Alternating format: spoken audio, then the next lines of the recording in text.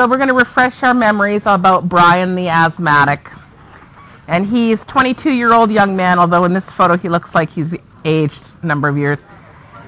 He lives in a small mountain town in Colorado. He's allergic to dust, pollen, and anxiety appears to play a role in exacerbating his asthma attacks. His wife drove him to the clinic with his wheezing. He was unresponsive to his fluticasone and ipratropium bromide inhalers, and he was unable to lie down, and he began to use his accessory muscles to breathe. And then I told you the big long story about that acquaintance of mine, correct? Yeah. You picked up an asthmatic on the side of the road, having an asthma attack? No rescue inhaler. She was out for a run, and she's like waving me down. Can you take me home? And I'm like, yeah, get in. Oh my gosh. Okay, so not good planning on that asthmatics. So what should have she done prior to going out for exercise-induced asthma? Prophylactic her albuterol, right? Carry your rescue inhaler with you. And if you're anaphylactic, carry your EpiPen with you. Because they don't sell Primatene anymore in the drugstore. What's that, Jeff? Perhaps. Did you know who she was? No. Oh, well, way to go. Good Samaritan. Okay, so are his vital signs okay? Brian's vital signs, which ended up being 154 over 80, 152 over 84, heart rate 124, respirations 42, and temps 38 Celsius. You like those? You like that? He's hypertensive. What else? He's tachycardic. So he's working really hard to breathe. So he's increased his metabolic rate. Therefore, his temperature goes up and his stress goes up, correct? What about his saturations? Comment on his saturations. It's 88. Is that what it was? 88. Okay, what else do we know about Brian and a low oxygen concentration?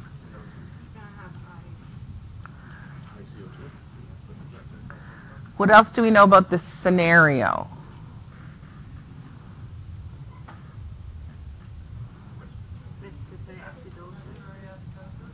Where does he live?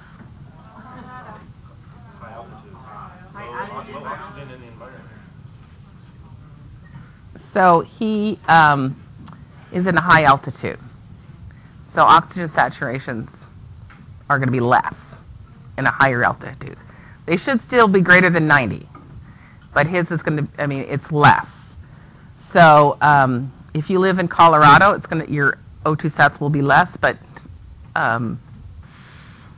you still want it greater than 90.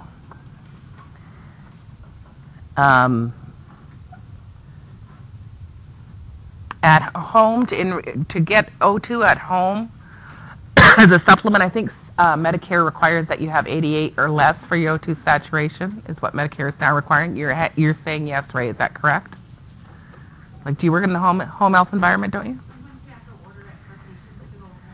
Right. I think it's 88.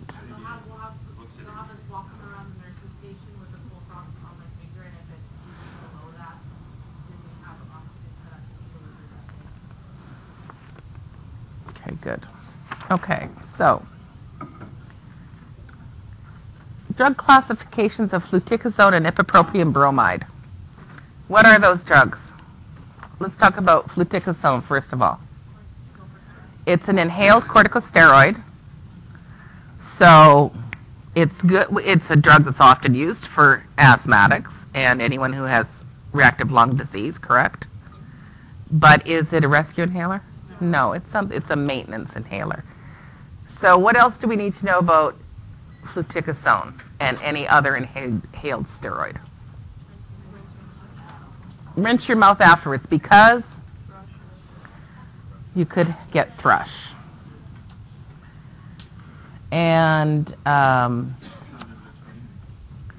What's that? Right. It's a twice a day inhaler. It's not a PRN inhaler, and it also takes time for that to build up. Right. You can't just have. It takes a number of doses before you're going to get maintenance on it. Ibuprofen bromide. What is that? It's an anticholinergic. What do you know about anticholinergics? Dries you up, right? So what is that going to do? It's going to, so it'll relax smooth muscles, but it's not as fast acting as a beta 2, right? So neither one of these are rescue inhalers. So for someone who has known asthma, these are great maintenance drugs, but they're not rescue. So the next question was, are they appropriate to use during an asthma attack? And no, we don't think they are. We want to have albuterol on hand, a peak flow meter, and most importantly, a plan, because we know that most asthmatics don't have a plan, even if they're educated and know better. Let's talk about, that's okay. I'm fine with it. Is everybody else okay with it? Just as long as I have some kind of light. Let's talk about inhaler care. Oh, here's inhalers. How about that?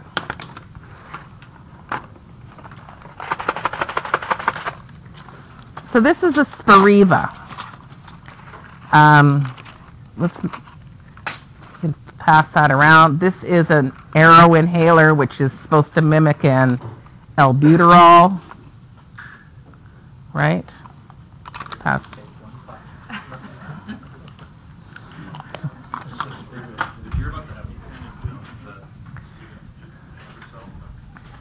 That's my EpiPen. That my old EpiPen. She actually gave it to herself. No, he did it years ago. Do we open this? We thought it was the practice one. Oh my God! It was my old worn-out one. So here they all are: Flovent, Disca, and SpiroFlow. Go ahead. So some of these are discs where you caulk it and it smashes the little powder inside, right? So if you watch your patient, they all do it a little bit differently, but I would recommend that whenever you're giving an inhaler to a patient, you have them show you how they're doing it, because you're assessing whether or not they're doing it appropriate. That one there scares me because there's that capsule that I know somebody's taken that as a pill. You know it, right? It's like the old Accu-Checks we used to have. They used to have these little plastic buttons. They were like little round pill-looking things. And I went in to, do someone's, and I set it down on the table, on the overbed table, and I'm doing the blood sugar. Next thing I know, she's swallowing that plastic button. She thought it was her pill. So, I'm like, great. Anyway, so patients need care, and they need to learn how to use, what are these? Spacers are very important. This is a pediatric one. It goes over the mouth and nose. And this is an adult use one. So it's an Aero chamber. When my son was little, we used this on him. My dad had COPD and got one of these. I'm not using that thing. That's for kids. Your kid uses that. I'm like, Dad, yeah, but then you get all the medicine. And then, of course, I'm talking to the man that took everything at 7 o'clock in the morning because it just wasted his day to do anything else. Oh, I just take both those Lasix first thing in the morning because I don't want to be peeing all the time. Just give me the rye. Anyway. So when we talk about asthma management, this is the standard guidelines that we're using right now. Intermittent asthma. We are using the short-acting beta agonist, sort of PRN. Someone's ordered that. That's just intermittent. If we have someone that has persistent asthma, they'll go ahead and order a low-dose inhaled steroid like fluticasone or did I hand one out? There's a disc. Advair's one. Yeah. And they may also mix it in with cromolyn, leukotriene receptor agonist. I am the poster girl for Singular. My life changed after that drug came out. Totally changed. I could breathe. I ran a 5K once. You do it once, you never have to do it again, right? Just sit back and gain weight. Anyway, so persistent asthma, step 3, it's a step type of procedure. So this is the guidelines, and it's put out by the National Heart, Lung, and Blood Institute and the National Asthma Education Prevention Program. So this is the standard of care for asthma. So the doc we're working with orders albuterol 2.5 milligrams plus ipratropium bromide, 250 micrograms in a nebulizer. And what's his rationale for this order? What does he want to do with it? So he's going for bronchodilation, maximum bronchodilation, correct? So they're fast-acting beta-2 agonists, and the anticholinergic will also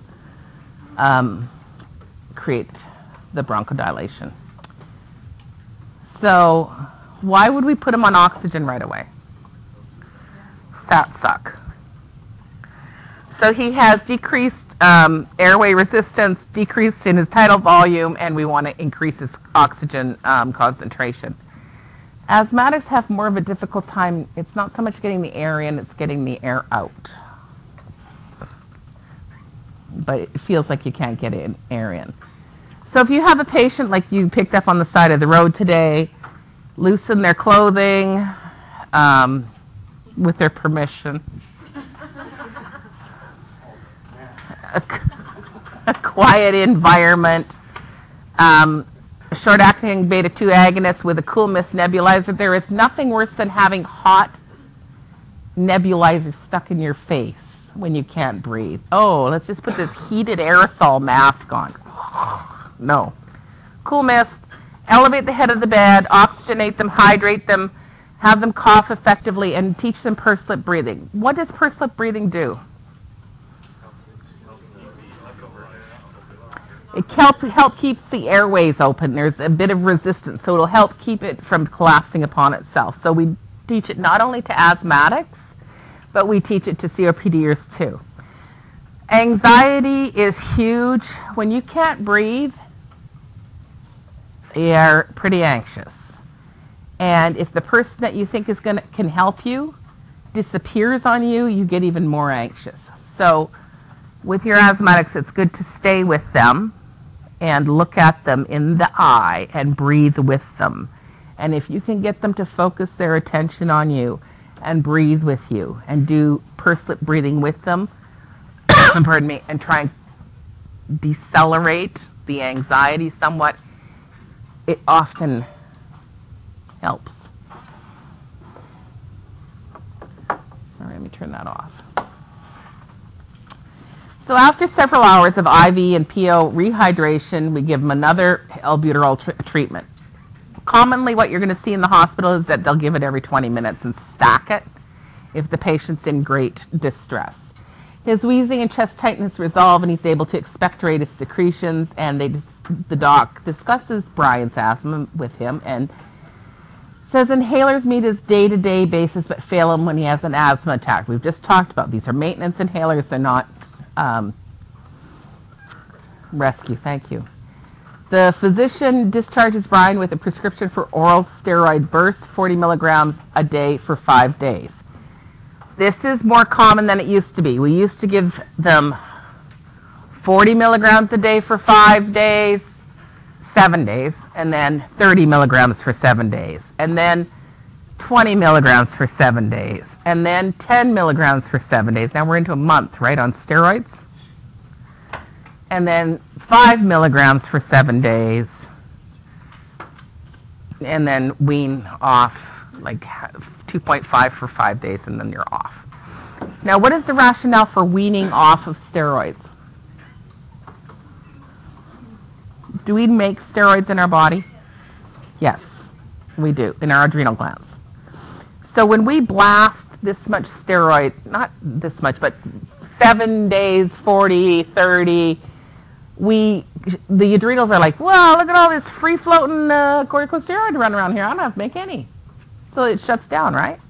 So then we get a rebound effect when we cut it off early. We don't have any going on. So that is weaning. For a short, but we have learned that the body can do a burst, and they'll call it a prednisone burst, and they'll have 5 days, 40 milligrams for 5 days, and that goes fairly well. People who are repeatedly on steroids for a long period of time, they have to be weaned off. We can't just, you can't use the same rationale. If they're on for a long time, they're on. So what discharge teaching does he need? We need to talk to his wife and him about his meds, his dose, his usage.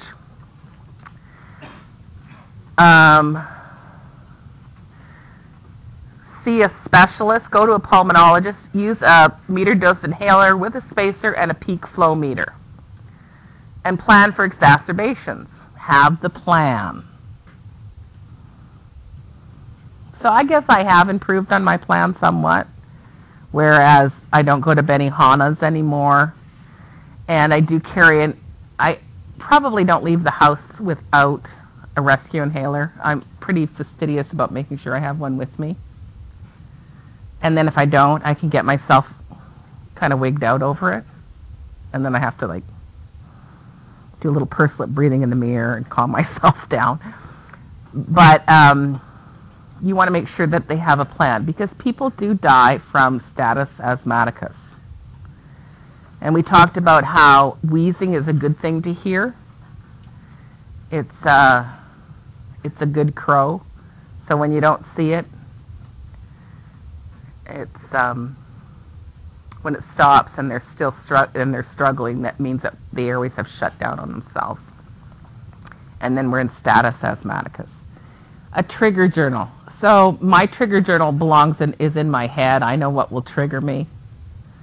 Benihana, any type of, if I'm closed in a closed-in environment with cats. If I'm in someone's house in Southern California with cats, it doesn't bother me. But if I'm in the dead of winter in Canada and they have cats in their house and it's all shut and tight, I can really pick up on the dander. So anyway, and I can't be around cut grass, so I can't mow the lawn. I'm sorry. NSAIDs use. Anybody know anything about NSAIDs use in asthma? Why can it trigger it?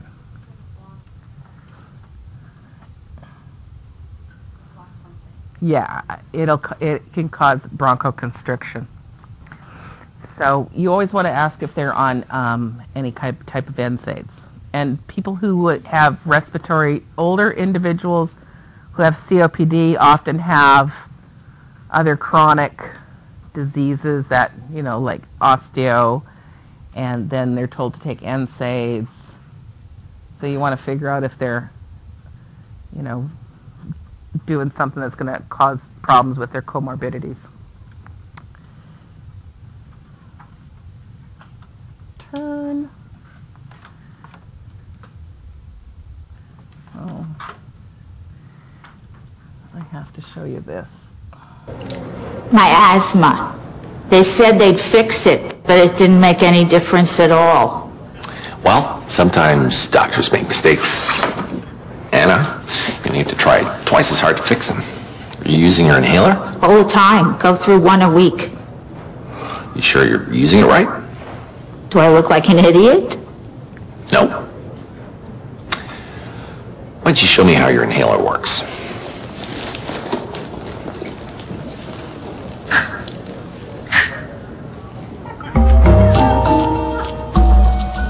Jerk. Another reason why you ask your patients to show you how. I mean, it's an extreme. Just how? I don't think we'll go there. Just watch House instead of study. And it's an extreme exaggeration. However, when I was in working, there was this story, I don't know how real it was or not, but a lady, a little old COPDer that kept her inhaler in under her pillow at night. And she also kept her revolver in under her pillow at night.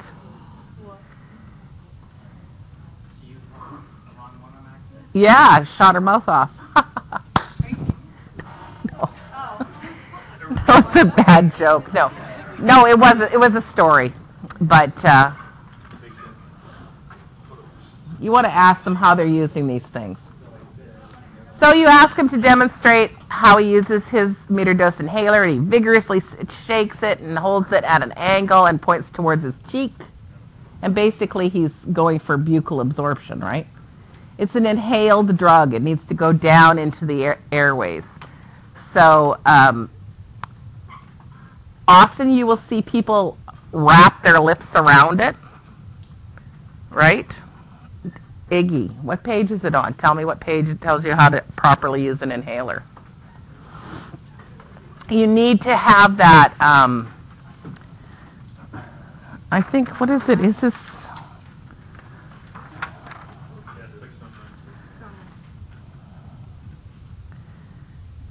So you want to make sure that they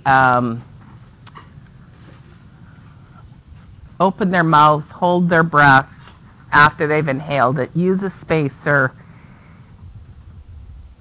Is it the same principles as a carburetor? Like you have to have your mouth open to bring extra air in. Is that the carburetor? Gentlemen, I'm looking at you. I had it written somewhere once.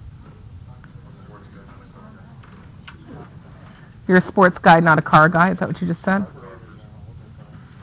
And they don't have carb. Yes, it does. Okay. If hold the MDI 1 inch from his lips and spray during a deep inhalation, and that acts as a carburetor.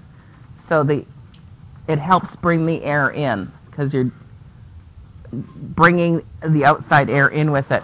Huh? It's not sealed. Yes. So it helps shoot the medication in. 1 inch. 1 inch, really? I never knew that. Yeah, it's in the book. How about that? Well, it shows him with the spacer. Here, if you have a spacer, then you wrap your mouth around it because the medication is like floating around in here and you're breathing in and out and it's lovely and you're getting all of it. If you're just shooting it off, it's not. It's mostly ending up in the side of your mouth. So you want to bring it in.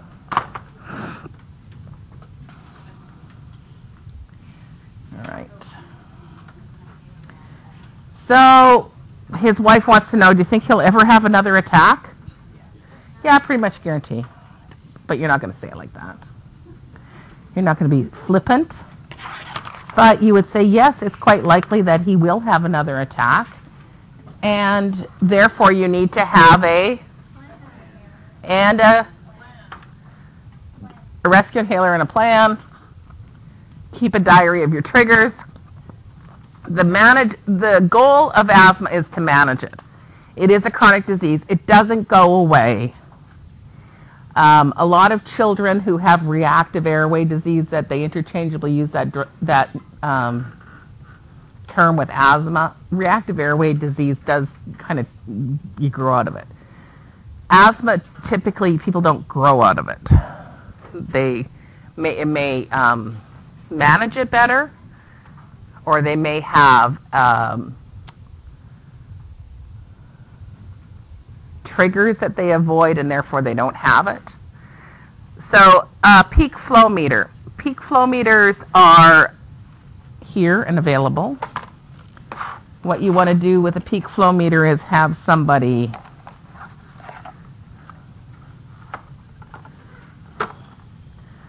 it's the best of 3. So you bring it down to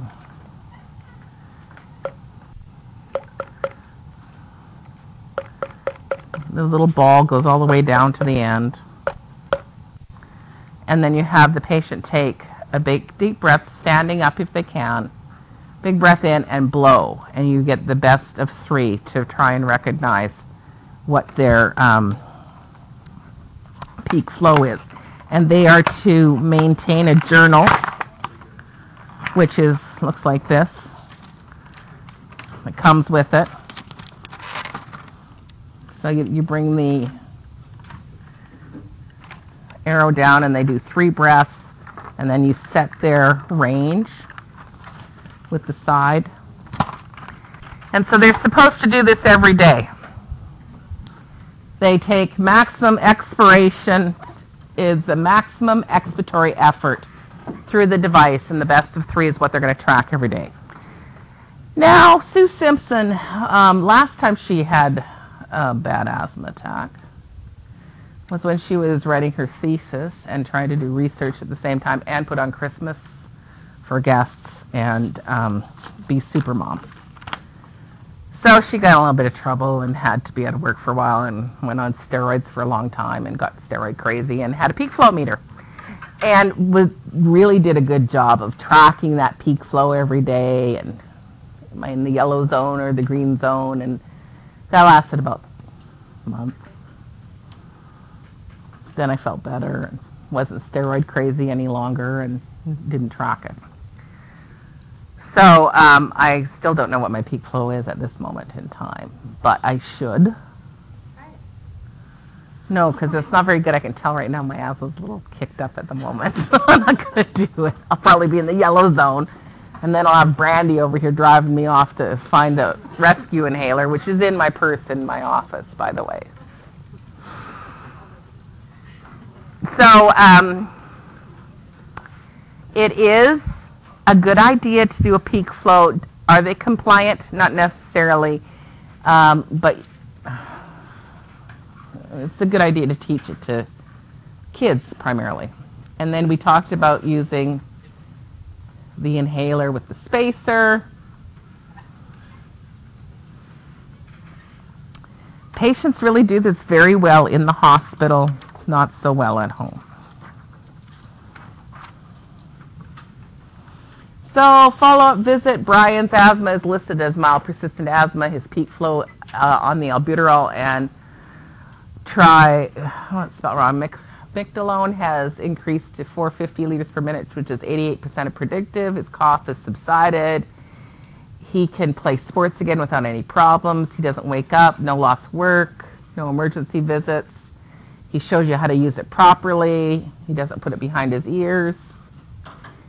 And how do you check and see if it's full or empty? If it's a canister, you can throw it in water and it'll float if it's empty. If it's a disc, don't put it in water because the powder chunks up. You need to teach your patients this, because you're teaching them how to, clean their discs or their inhalers. They can take them apart. These ones, if they carry them around in their purse or wherever, this 3 days into the new inhaler, it's gone, right? And so this thing's in the purse, in the bottom of the purse, and if they happen to be smokers, there's tobacco and crap in here, And they go to take a hit off their inhaler and they got shot a piece of tobacco into the back of their mouth. But it gets junked up, so you need to take this apart and put this under water and spray it out. And before they put anything in their mouth, waste a dose and then take it, because you can shoot out whatever has stuck in that sprayer. Not that I've never done that or not. Anyway, so we want to teach them how to properly use an inhaler, how to clean it properly, and how to check to see if there's anything in it. And then the discus, don't wet it, just wipe it to clean it. And what else is there? That little Spiriva, don't take the pill, right? Here is a great, I think next week we have a guest speaker at Tri-City that comes to talk to us. And here's a nice little inhaler at a glance thing. Talks about all the different ones. I think she gave that to us. Okay, so if you have a post-op patient that has a history of asthma, what are the early signs and symptoms that would indicate respiratory distress? I kind of have pretty much talked about most of these things, but we know that they get breathless. If they're breathless and they can't talk and they can't complete a full sentence and they're talking like that, it's more than moderate. We're getting over to severe. Body position, we know they don't want to lie down.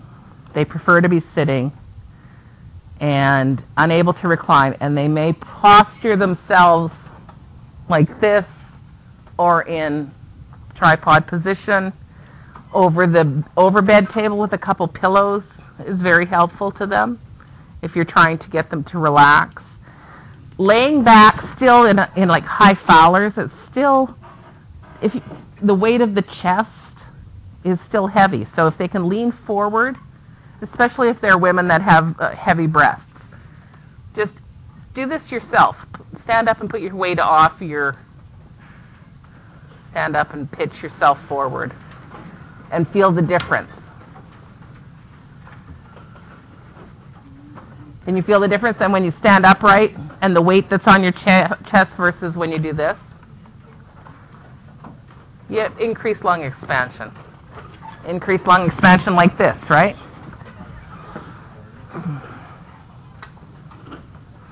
Anyways, a nice little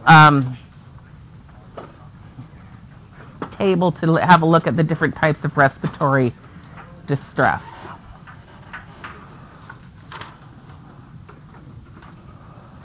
I think, is there anything else? So, I'm just going to put these up.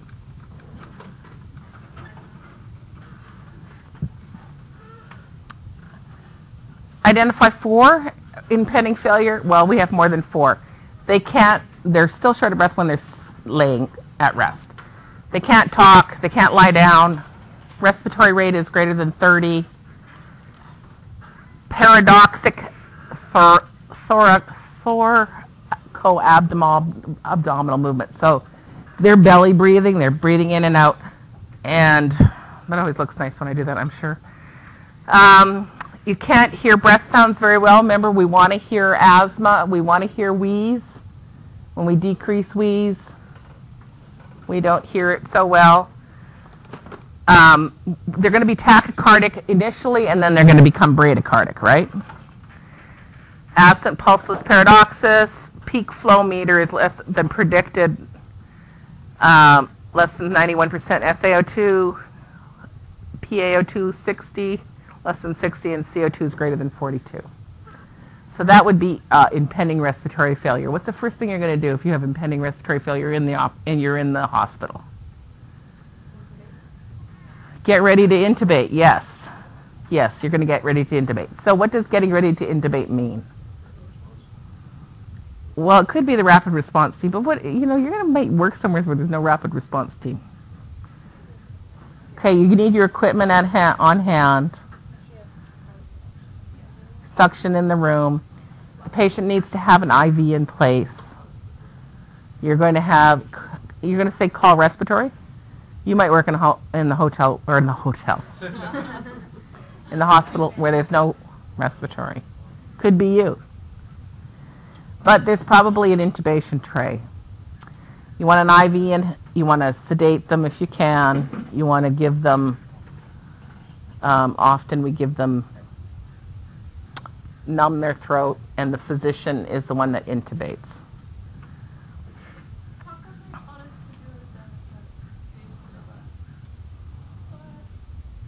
What?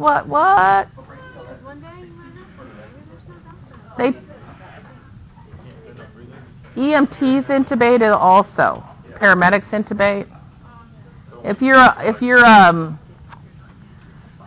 on a rescue, first responder, you might be the one intubating. Typically, nurses don't intubate. Yeah, learned how to take their front teeth out. You can chip the teeth real easily. Okay. Yes. At Tri-City, it's about 50-50 shot. If they come or not, Short staff in ICU. they may not have one. Yeah. Especially at night. I haven't seen rep response. They'll put it on the board on 4 feet, no rep response. So you have to know. And on 2P once they said, we'll call rep response. And like, there isn't one. Well, we got to call somebody. So they just called the ICU charge instead of Call a code. brainstorm. Yeah. I mean, if in absolute panic doubt, call a code. The worst thing that they can do to you is say, well, are you an idiot? You called a code? So what? Yeah, I mean, you could have another problem. Okay, so let's take 5 minutes while I find my notes on this next topic, and we'll move onwards.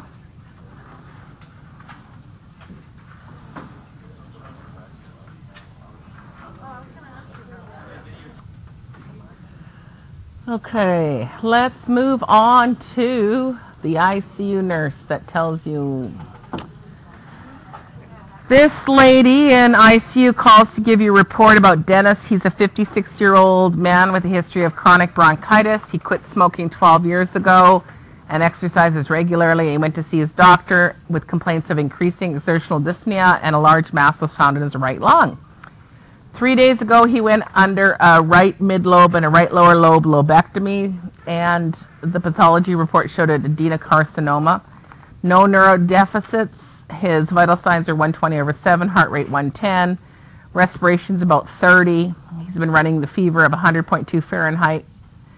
His heart tones are clear. Peripheral pulse is palpable. He has an IV of D5W, 50 an hour in his right forearm. He has right mid-axillary chest tube to pleurovac drain, no air leak. There's a small amount of serosanguinous fluid as drainage, and he complains of pain at the insertion site, but the site looks good. The dressing is dry and intact. He's on 5 liters of O2 by nasal cannula. He refuses pain medication. He's a real nervous guy, and he hasn't slept since surgery, and I'll be there in 20 minutes. That's the report you got on the phone. What else do you want to know? How was that S-bar? We heard the situation, his background, assessment, no recommendation. But what else do you need to know?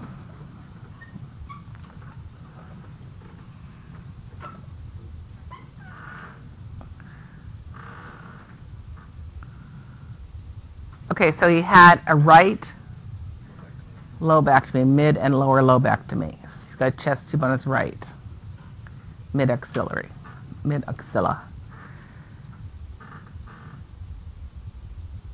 What's his O2 sat? We don't know. He had 2 lobes of his lung taken out. What do his lungs sound like? We don't know. So we would like to know what his lung sounds like and his oximeter readings. How many lobes do we have altogether? 5. And he's lost 2. I would kind of like to know how he's tolerating 3 lobes. Okay, he has lost 40%. How is he tolerating that reduced lung volume? This isn't something that you adjust to overnight. It takes time to adjust to reduce lung volume. Does he have any allergies? They never told us that. Maybe he has penicillin allergy and nobody ever bothered to tell us. Maybe he's allergic to Demerol. Nobody ever bothered to tell us. Allergies are huge. Anything else?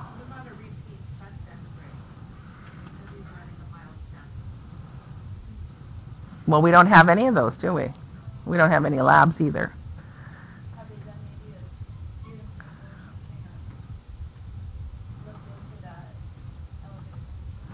Do you think he's going to have an elevated temperature after he's had an incision into his chest and 2 of his lung lobes?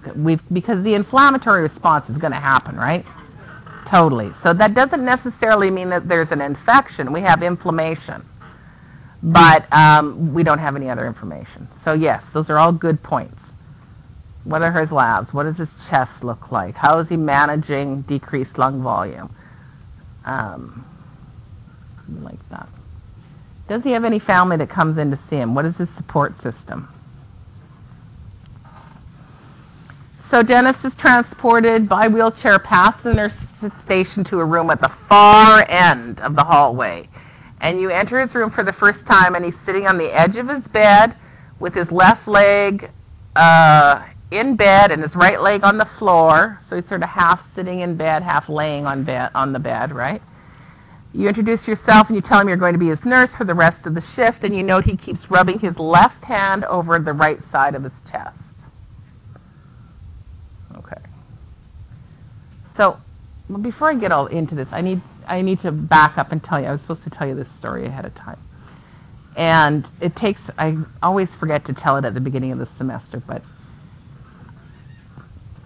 when you were getting ready to come to school today, how many crows did you notice? A lot. Where did you see those crows? On the side of the road. Where else did you see crows? On your trash can. And how many else? Well, how many were there? 6? 6 on the trash can, and how many on the side of the road? Oh, getting on the freeway, there was like 20 on one little. 20, okay. No, it's not a migration story. Anybody else see any crows today?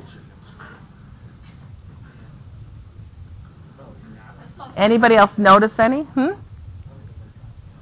When I was talking to Olivia today, I saw crows flying overhead out the window above her. There was 3, and then a little while later there was 3 more. Sometimes with crows you hear them and you don't see them. Sometimes they fly right in your face. Sometimes they actually swoop down at your head, right? Sometimes they're just sort of off in your peripheral vision. Crows are signs and symptoms. It's the analogy for paying attention to what's going on with your patients. Sometimes when you go into a room, what are the crows that you see? Here's one. He's rubbing his chest with his left hand. He's looking uncomfortable. The way he's sitting, his posture, those are all crows. They're not always just flying up in your face telling you what's going on. You know, it's not like an asthma attack where you can hear the wheeze. Sometimes it's real subtle. So pay attention to the crows is the story I'm trying to tell you. And I should have told you the story at the very beginning of the semester, because all along with chronic disease we have to pay attention to crows because they don't always come up right in front of our faces. There are times when, you know, like they frankly bleed out in front of you. That's like a crow flying into your mouth, you know, like. But most of the time, crows are pretty subtle. They get out of your way pretty fast, and they're just sort of around here. Unless you're in Oceanside at 5 o'clock at night. You guys know what I'm talking about, 5 o'clock, right before dark? The crows? They're flying. There's hundreds of them moving. And they move to the valley, is where they spend the night. Do I know why?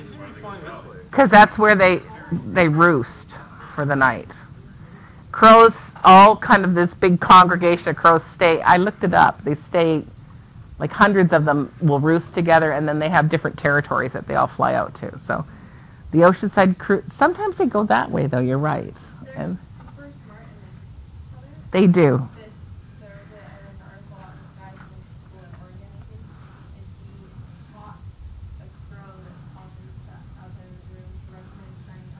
Mm-hmm. On the ground, and he used a reward system to teach the crow that the crow could point a shiny object into this thing outside of the window and get a treat. So the crow would collect coins for him, and before the end of the year, the crow taught the other crows to do it. So they have a communication system. I actually watched a crow. We were at the Peace Arch going across British Columbia into Washington. And I watched a crow put a shell, like an oyster, under the wheel of a car, step back, jump back, and he waited till the car rolled over the oyster and then got the oyster out of it. What's that? There's like multiple species of birds in Hawaii. Yeah, they're smart. You see all the birds scurrying away from the middle of the road, and as soon as you go past, they run back out because you're breaking open their food, their nuts, and stuff like that. They eat up on the road, so they don't take over. Crack the shell. Crows will take over the world. They're brilliant, actually. They do communicate with one another, and they'll say, that guy over there, that Ryan, he's mean to you. So stay away. And that guy, they'll be dive bombing you, and there'll be generations of crows will have to go after the guy they don't like. Fascinating. Okay, but we're not doing... They don't have... Have you seen the show Birds ever? I know, it's scary. Okay, so look for crows was the point of that story. You know what? After I've told you this, you'll be surprised how many crows you start noticing. What issues or problems can you already identify? What else is going on? What can you identify? Because you've gone in and noticed all these crows, what can you identify? Pain? Anxiety? He's trying to increase the surface area, like instead of laying in bed, diaphragm compressed. But look at how he's laying in bed. He's half laying in bed, half foot on the floor. We have some safety issues here, don't you? Yeah. Don't you think? Maybe he's trying to get us to go pee. Maybe he's just laying on the bed oddly. I mean, if you stop and look at yourself occasionally, you look at your own postures, you're doing things in weird ways.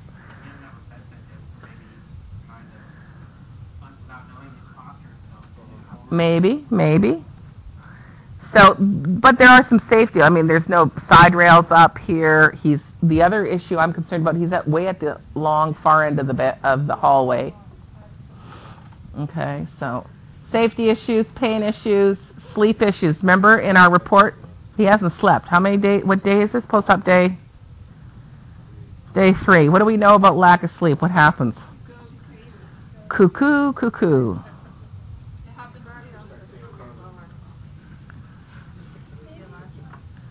What can we do for Dennis? Move him closer to the... What did you say? Yeah, help him to sleep. What will help him sleep? Decreasing his pain level? Put him in a chair with a bedside table. More comfortable position where he can... Position for comfort. Put the side rails up.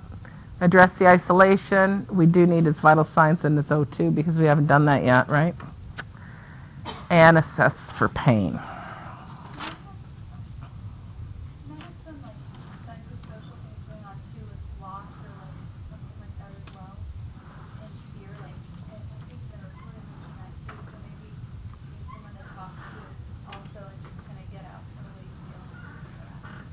What were you going to say, Christine? I would address too if he's been taught, like before surgery, how he's positioned and how to cough and everything. Splint himself. So that he can get whatever it is out of him.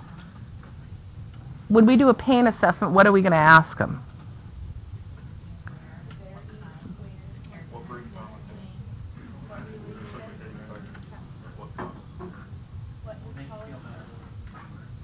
And then the other thing with this patient in particular, I'm going to ask him, why have you not taken anything for the pain? I can see that you're having pain. Why do you not want to take anything for pain?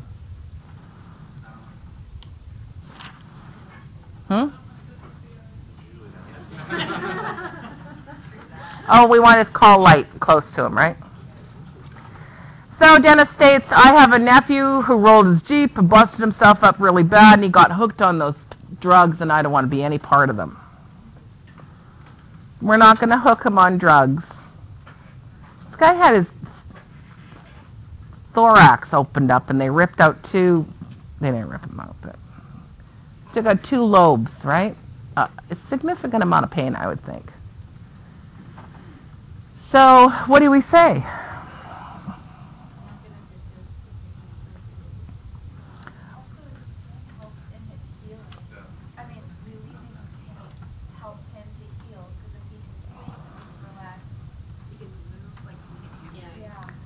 Managing pain has a quicker recovery, fewer complications, and increased activity tolerance. We know that if you manage the pain, if he's had lung surgery and he's diminish his lung volume by 40%. What is it that we really want him to be doing? Deep breathing and coughing, right? Lung expansion. He doesn't really want to do that because it hurts, right? But if we can cut down on that pain, he will be doing that. He will have fewer complications, increased activity and tolerance. So what non-pharmacologic methods can we use? Position, heat, or ice. I don't know, I would think heat probably feels a little bit better in this case. What else? Splinting. Did we talk about positioning? Did I talk to you about if you had a thoracotomy versus a lobectomy versus a... I did? I didn't? I did? Maybe I did that last year and forgot about it. It just seems all the same. Okay, so if you have had chest surgery and you are going to end up with a chest tube, maybe, and they go in and they do a lobectomy or a wedge resection, but if they do an entire pneumonectomy, take a whole lung out, no chest tube, right? Why is that? Was that a question? Just that's because you like really enforced it. Yeah, it was in the video. That's what it was. Well, I'll get rid of that question now. But how do you position a patient who has chest tube in? You put them in Fowlers, either on their back or with the affected side up. However, if they've had a pneumonectomy, right, they had their whole right lung taken out, you wouldn't put that affected side up because the only way they can oxygenate is this left side. So then you would put them on the affected side. Does that make sense to you? But they won't even have a chest tube in place because if they've taken the whole lung out, there's nothing to collapse. It's already gone, right? So what the hope is that the lung will eventually shift over and all the gunk and junk that typically comes out will solidify and then we have this increased right lung or left lung, whatever I was working on. However, there is a point where you can take too much lung out and we can't survive.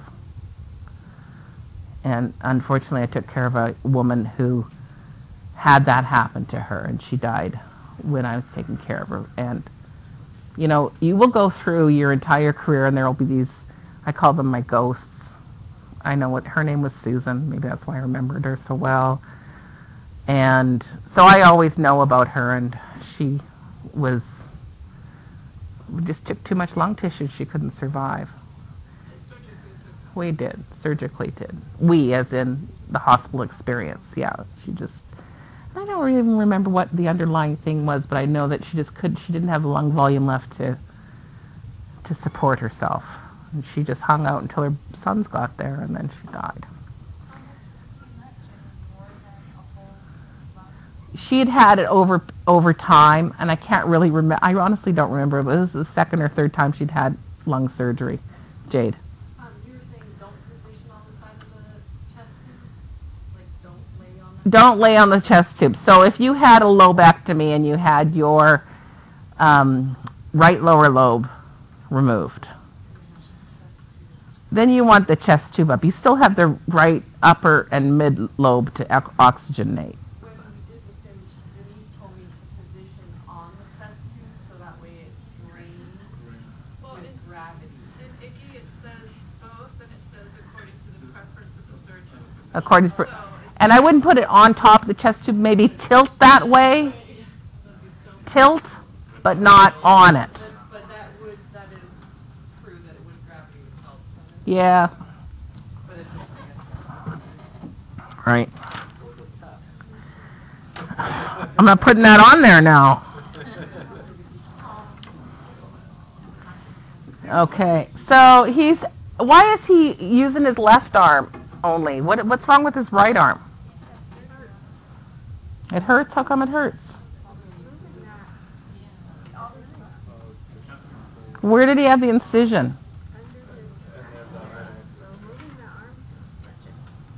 Yeah, but there's other stuff there too. So they can have transient nerve compression because of all that action that's going on in here. Like they went in here, they split apart those ribs, pulled that lung out, and that inflammation and swelling is going to affect the nerves. So it is quite likely that they will have diminished movement in that arm. So it's not unexpected, but it is definitely something that you report. It doesn't require an emergency phone call to the physician, but you're going to chart it and report it and reassure the patient that sometimes this happens.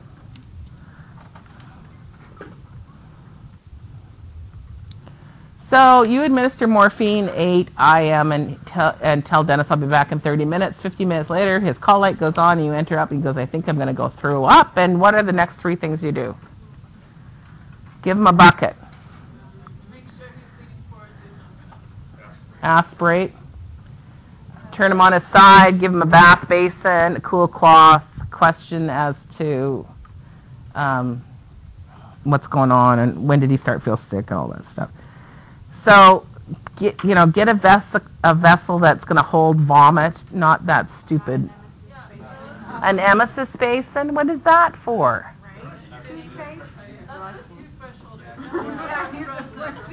Nobody, but isn't it nice when you go in a room and somebody has thrown up in that and it's like filled to the brim and you have to deal with that?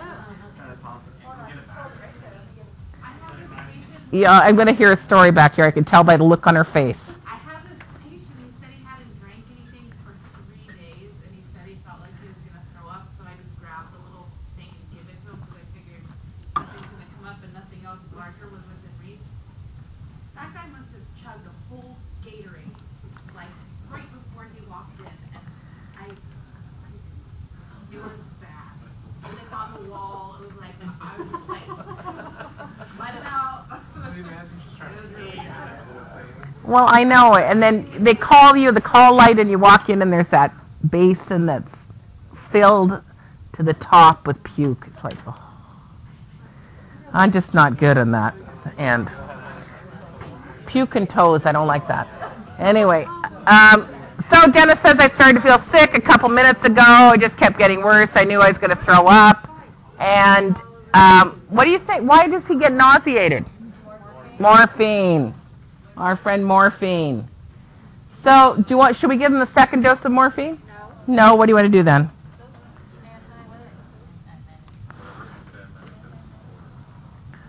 What if there isn't? And tell me the S-bar. Give me the S-bar. Joanna, give me the S-bar. Hi, Joanna. Dennis's nurse. I'm Dennis's nurse. Who's Dennis? He's in for a, I can't remember. He's in for a next week. 3 days post-op pneumonectomy, came back from the ICU today. Today, gave him morphine. He feels like he's going to throw up. The recommendation is that we give him Zofran.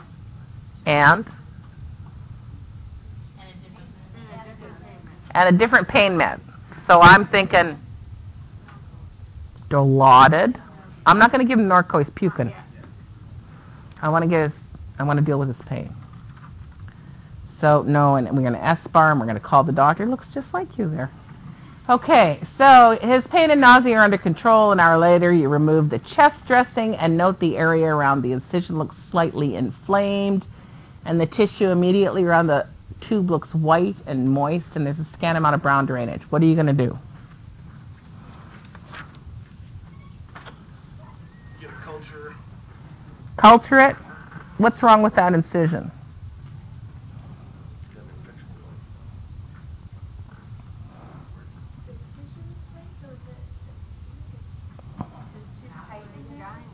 What is it? It's macerated. It's all white and boggy and grody. Not necessarily. It's just bathtub people. Bathtub kind of. It's too moist. It's too moist. So we're going to clean it off with some what? What are we going to clean it with? And that yellow up there is not betadine, that's bruise. And you notice he has a breast now.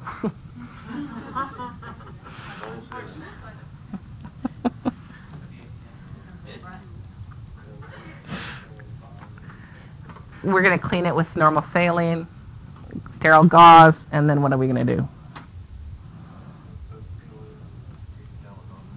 We're going to put sterile dressing, petroleum gauze around it, wrap it around it. Gauze, secure the dressing, tape all 4 sides. And let the wound care nurse know that his chest tube site is macerated. Because what happens after that? Breakdown. Right. So the next day, the nurse is giving a report, and she said, Dennis has been driving her crazy all day long, and she tells you that he's fine, but he's been paranoid and demanding, and you enter the room and see how he's doing, and he tells you, and you tell him you're the nurse again, and you note he bobs his head up, and his mouth opens like a fish taking on water, and he just says, I just can't breathe. What are you thinking?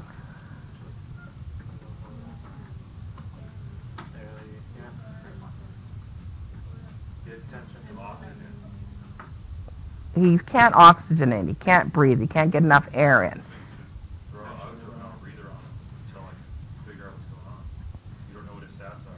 Right? So what could possibly been the cause of this? What's going on? He could have a chest tube air leak.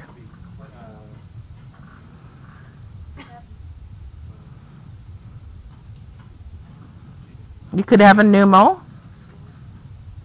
What else causes that kind of symptoms? He could be having an asthma attack. He could be, right, so he could be CHF. He could what?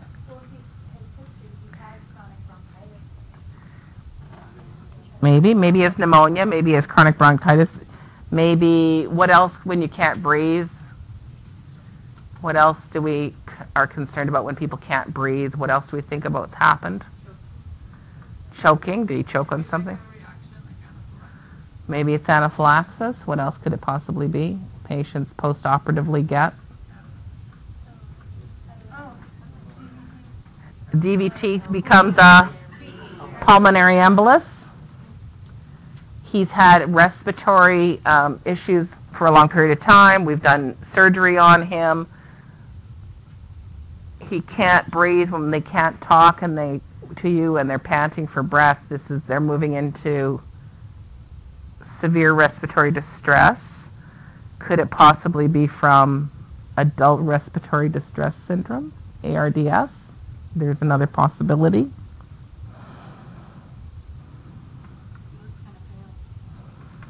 He does look a little pale. Something's fishy. There's no crows. Lots of crows here. So pneumonia, mucus plug. Maybe he has a mucus plug. Maybe he has bronchoconstriction, pulmonary emboli, pneumothorax, CHF, ARDS. I don't know why I put splinting due to severe pain. That doesn't make sense. I'm not sure why I wrote that there. So what are we going to do next? What are we going to do next? Sit him up. Put the oxygen on him. 100% non-rebreather. Vital signs. Listen to his lungs. See his respiratory pattern. Is he using accessory muscles? Call in the team if we need to. Respiratory therapist, I'd like you to come here. Rapid response, I probably want you to come here if we have them. If we have those two. But we're going to intervene, correct? So then respiratory rate is 46. You auscultate slight air movement over a large airways and no breath sounds distal third of intercostal space. He's sitting with on the side of the bed with his arms hunched up on the overbed table. His gown is on his lap. He's diaphoretic. You note intercostal retractions with inspiration, and all muscles of the upper torso are engaged in respiration. So he is using everything he possibly can. All his energy is put towards breathing.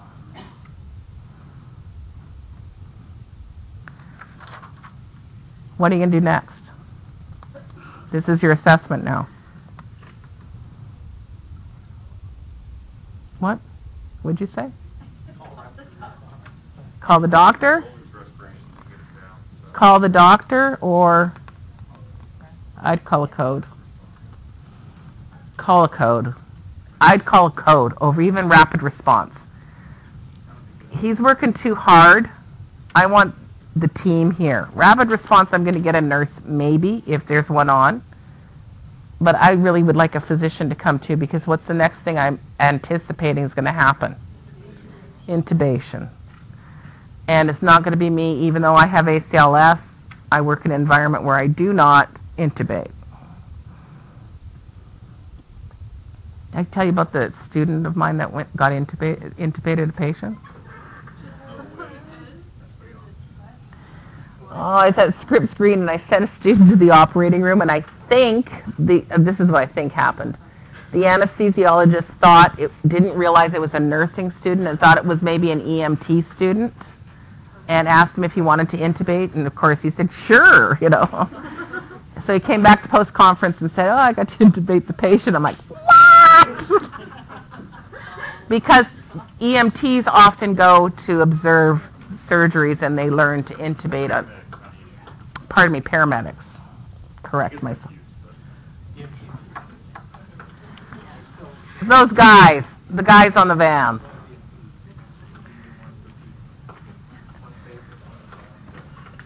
Okay, so, but that anesthesiologist let the nursing student do it, so. I'm like, la, la, la, la, la. Now, what would the BRN say about that?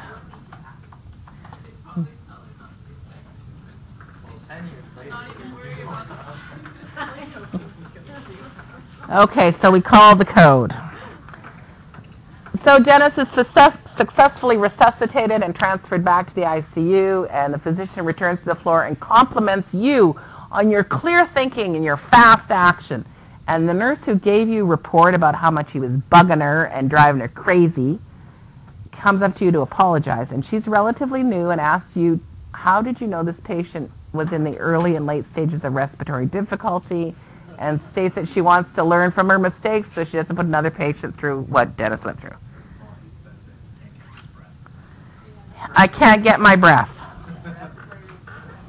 So how do you distinguish between early and late phases? I showed you that chart previously, but early. Their rate goes up. Their increased use of accessory muscles. Decreased tidal volume. Breathless while talking, but they can still talk to you.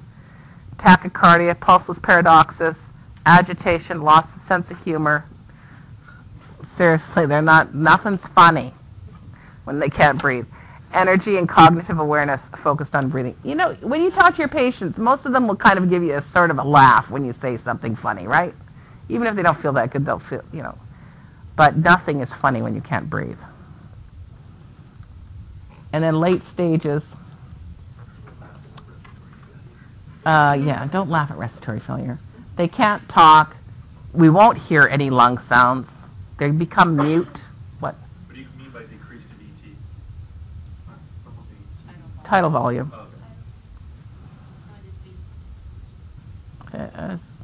Typo. Just making sure something we supposed to know. They can't lie down. Crappy gases. They're acidotic. They can become somnolent without a cough, and then we'll have that belly thing movement and cold and clammy skin.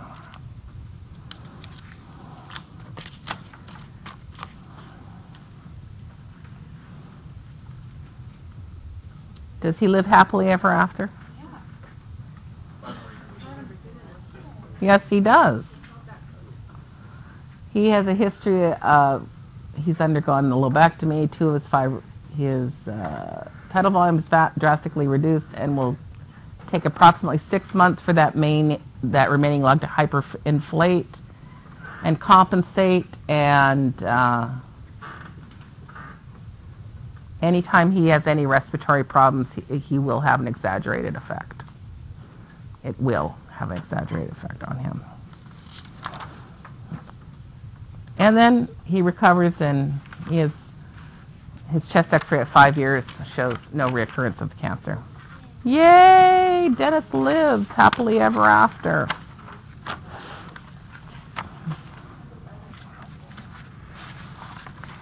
And our last patient of the day, oops.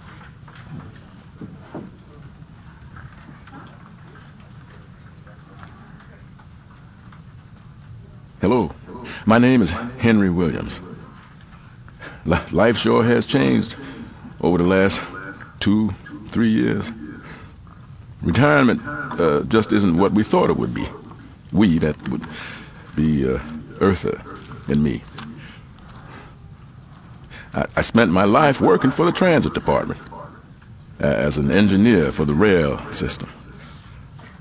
I'm pretty proud of this accomplishment. I was on the forefront of desegregation in college and the workplace. Eartha and I have always been active and independent, so we thought we would retire to this nice apartment and do some traveling, since it's just the two of us. We haven't done much of this with my health and now Eartha's. It's been a change, moving from our nice home and gardens to an apartment, but we have adjusted to that okay, I guess. We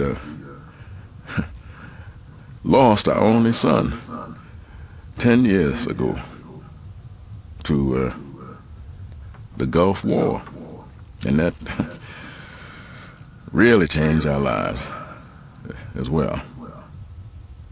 I don't think Eartha has ever been the same since. He left us a lovely daughter-in-law, Betty, and a grandson, Ty. But they live a couple of hours away in the city, and it's hard for us to get there. And now Eartha is getting forgetful, and it's hard to leave her. We go to the Baptist church regularly, but I can't let Eartha go alone to the ladies' stuff anymore. She used to go every Tuesday for a couple of hours, but I guess you're here to learn more about me and what is going on with my health. Well, no one could tell me to stop smoking, you know, especially when I was younger. I started smoking when I was a teenager. Everyone smoked back then. I've had frequent bouts of colds and bronchitis, asthma, and so forth. But now they tell me it's COPD, whatever that means. But it sounds scary. I also have a little high blood pressure, but it's not too bad. I get so anxious now, and I'm worried all the time about my wife. She's good some days, and other days she can't remember things. She asks for Anthony, our son. That is so upsetting for both of us, and she cries, and when I tell her he's gone. He was so proud to be in the armed forces, but he had to go and serve overseas. Never came home to us. I really lose my patience sometimes with Eartha. She forgets the stove is on, or can't find her keys, forgets what day it is, and thinks Betty and Ty haven't visited us in years when they were just here. I've had to watch her when she cooks, to take her with me on walks. We just can't be apart, and that gets frustrating. I worked every day, so we were busy until we retired. Now, all of this heartache. Betty took Eartha home with her while I'm sick here in the hospital, but we need to think about a new plan so Eartha is cared for, and I am too. I don't want a nursing home, but I hear there are some of those apartments where they help you some. Maybe that would be a good place for us. I sure feel bad today. I'm so tired and short of breath. The doctor sent me here last night after I called his office and told him that I just couldn't catch my breath. My neighbor was home, so she brought us in to the emergency room and took care of Eartha until Betty got here. I should be resting now. Eartha is in good hands with Betty the next few days. Betty is a nurse and can help her while I'm in the hospital. I need to get some strength back. I hope my insurance will pay for this oxygen and these inhaler things I have to use when I go home. I already take 2 pills for my high blood pressure and a cholesterol pill, aspirin, and a breathing pill. Now they want to add inhalers and oxygen. What next? I already have an inhaler that I use at home, and it doesn't help. Eartha needs to take a bunch of pills too. The social worker lady, she said we might have to go on a waiting list before we can go into those apartments where they help you with a bath and some food. Eartha doesn't eat so well, and and, and can't cook so well anymore. So help, would be nice. I suppose they will put me on some diet for my breathing now, and Eartha can't manage that, so we could let them do our meals. I wonder if they help with the medications and baths. Eartha gets upset when I make her shower. I have to rest now. You will have to ask me questions later. Familiar?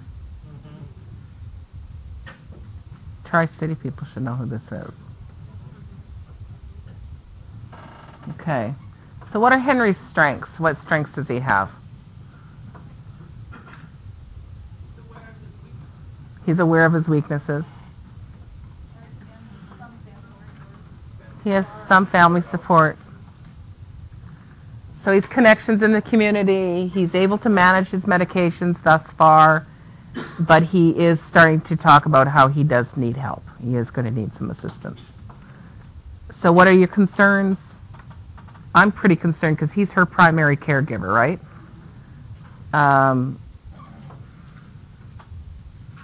He also has some anxiety. He's talked about getting so anxious where he never used to. We see that as people age, there's increased anxiety, increased depression. He does have caregiver role strain. He talked about his frustrations with her. So we're also concerned because of the anxiety, loss of sleep, the dependence of his wife. He is curious to find out how much everything's going to cost, and especially the medications. He's going to end up in quite a few. She has quite a few already. And the costs of the apartment where they help you out.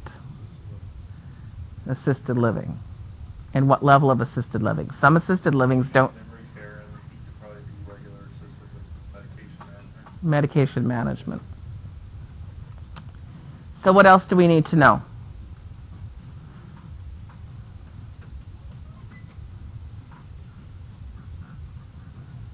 We need to know more about his COPD, his resources.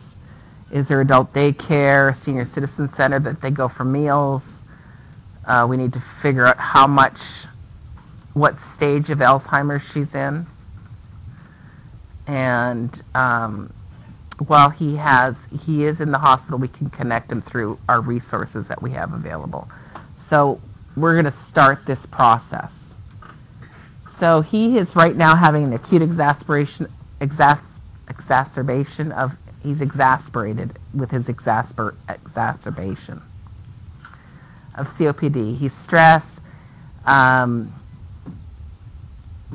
He's probably going to end up with oxygen at home. He doesn't have oxygen at home right now. And he appears to be quite isolated and lonely, right? So, let's see what the admitting nurse has to tell us.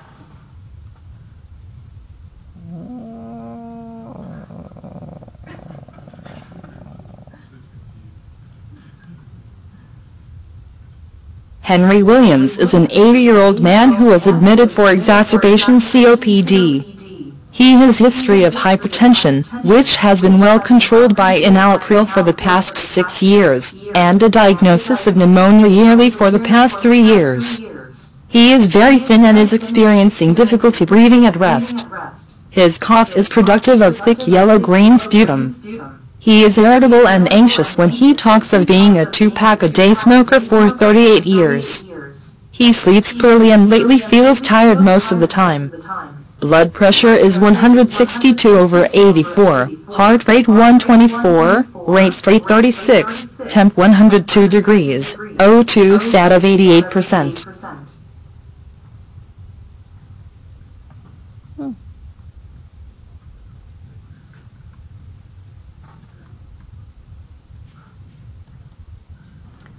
So his admitting orders is his diet is tolerated, out of bed with assistance, oxygen to maintain a SAT of 90%. He has D5W at 50. You want to do INO, gases in the morning, CBC with diff. He's on a basic metabolic panel and theophylline. Not many people are on theophylline any longer, but theophylline tends to show up on NCLEX still. Theophylline has to have a therapeutic level, so you do theophylline levels. And anyways, his chest x-rays every 24 hours on prednisone 60, doxy, POQ12, zithromycin, 500 milligrams, IV piggyback Q24 times 2 days, then 500 PO times 7, theophylline 300 milligrams, heparin, sub-Q, albuterol, and ipratropium bromide by nebulizer, and enalapril 10 milligrams every morning. So let's talk about the pathophysiology of emphysema. What happens with emphysema?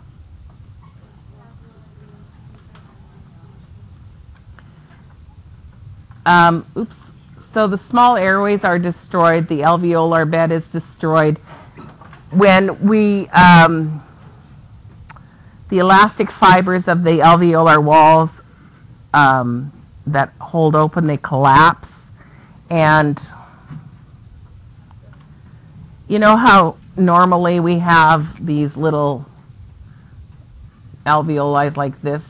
The surface area is all along here where we have oxygen transport happening.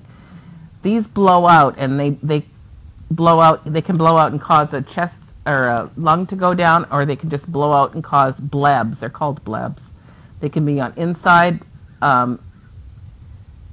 They can blow out through the pleural wall and cause a pneumothorax happening. They'll blow out like this, and then we have that pleural space will collapse, or it can be internally.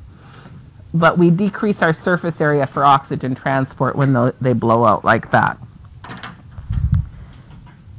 Emphysema, we see the scar tissue, we see increased big baggy lungs. They get really large to try and increase. And so we see the closure and the air trapping in those terminal airways in the ends of the alveoli. So his vital signs, ooh, what? The heck?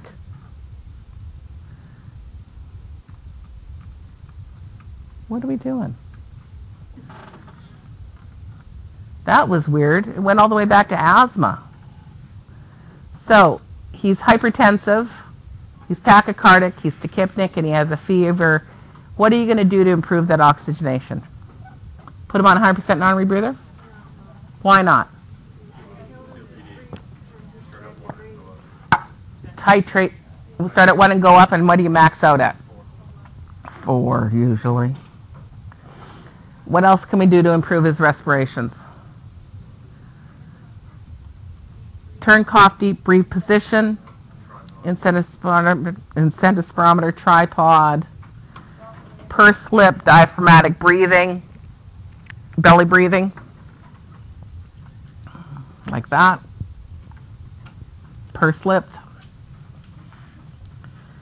Is it on my, I did do COPD on the, to the point, and did I put up the blue bloater and the pink puffer up there? Good. Yeah, okay, good. So the main purpose of antibiotics is to kill or suppress the microorganisms. The bronchodilators are to reduce airway resistance, anticholinergic, dilate and reduce secretions, and corticosteroids are to decrease inflammation and relax smooth muscles. Common side effects are tremors and tachycardia. Patients who are on breathing treatments, they get tachy and they are a little shaky.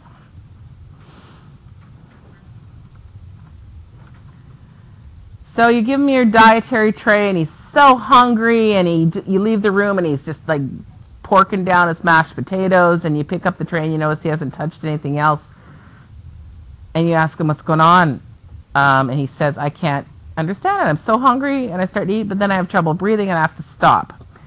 So one theory for increased workload is based that carbohydrates, the carbohydrate is based on carbohydrate loading. So what happens is carbohydrates break down into CO2. And then we have an increased CO2. That's one theory. The other one is that he eats so fast he has the pressure on his abdomen and it pushes up and he can't breathe. You know, they eat too much, or that he ate too quickly. So what can we do to improve his caloric intake and not have this occur? Small, frequent meals. Would you say dry, dense foods? Calorie dense foods. I couldn't figure out why you were saying dry.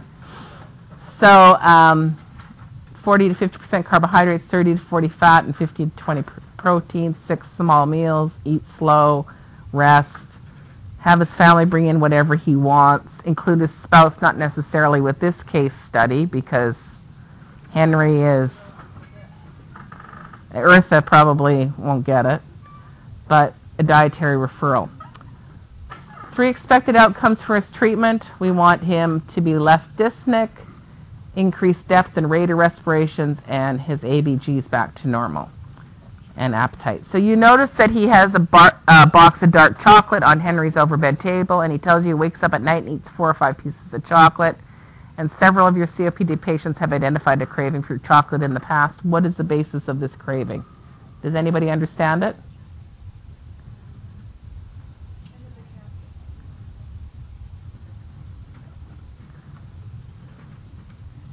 It's theobromine that's in chocolate, and it relaxes smooth muscles, but it's bromine, it's a cousin of caffeine, and also a cousin of theophylline.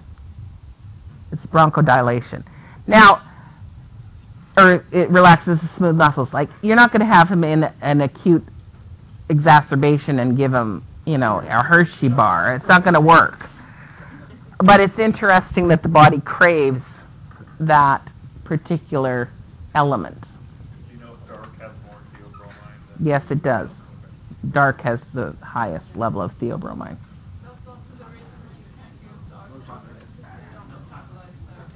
They don't metabolize theobromine. Is there theobromine in onions? Is that why dogs can't eat onions? No, onions, like, something with their stomach, I don't know, I forget exactly what happens, but like, ulcers their stomach or something like that, but I know it's Okay. especially grilled onions. Especially grilled. Yeah. Oh, that's good. So don't throw your burger at the dog? Okay. In-N-Out burger with grilled onions on it, and they had to take him into the emergency dog hospital. Why we digress. Okay, so what do you do to address dietary and nutritional needs with Henry and other healthcare professionals? Okay, so we're going to register dietitian, go to the Lung Association, a respiratory therapist for pulmonary toilet. What's pulmonary toilet?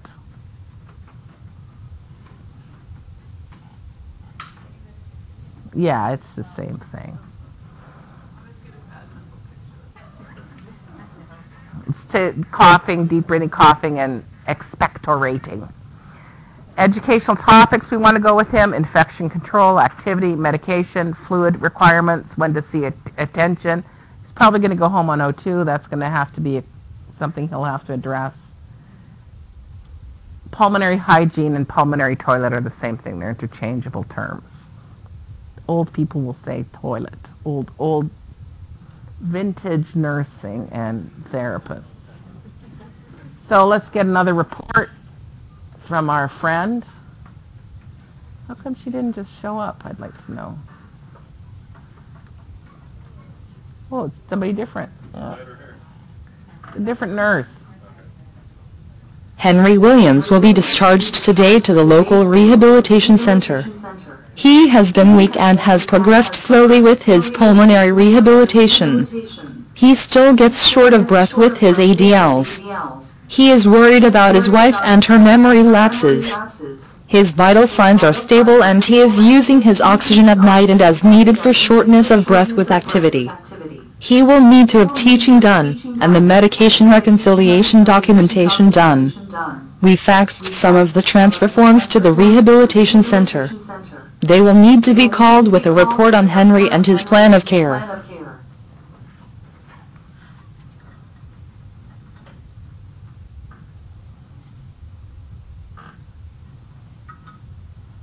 You only got 30 seconds, obviously, right? Henry plans to go to there for a week or so of therapy and then go into assisted living with his wife. He has been quiet today. He took a nap this morning after therapy and seems concerned about going to the rehabilitation center but hasn't said too much yet. Betty and Eartha will come later to drive Henry to the rehab center. They should be included in the discharge discussions. Be sure that the doctor has written his orders for the discharge and the medications. We must have them this morning so we can fax them over to the rehab center. Be sure to get an order for the oxygen and for rehab. Okay, so what do you have to do before you send them away? Med reconciliation, education. Make sure all those orders are in place. Anybody here ever worked at a long-term care facility? Okay, have you had patients come from the operating or from the hospital and there's no order for oxygen and there's no order for any of the meds and they're due for meds and nobody reconciled the meds and nobody called a report? Yeah. The wife's upset, the family's upset. So it's a responsibility of the nurse that is discharging the patient to make sure all that stuff is done. It's not fair to the patient to get transferred without everything in line. And no doubt Joint Commission or some regulatory agency is going to go after that next to make sure that there's a smooth transition. Oh, look at you, you're back. How did you do that?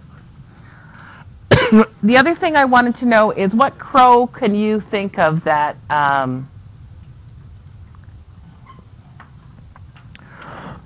what crow is out there that you can think of that when you see somebody who has chronic lung disease that you know by looking at them they have chronic lung disease? Clubbing, barrel chest, posturing. How do you recognize the barrel chest? The dimensions?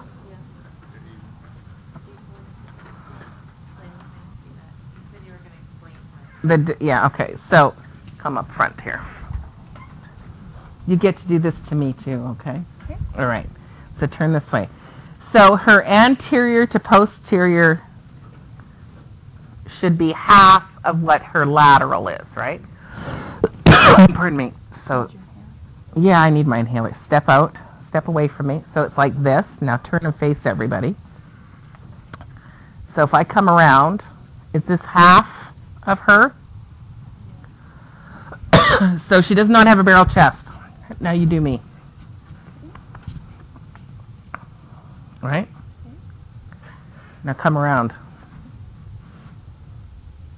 Wow. Very similar.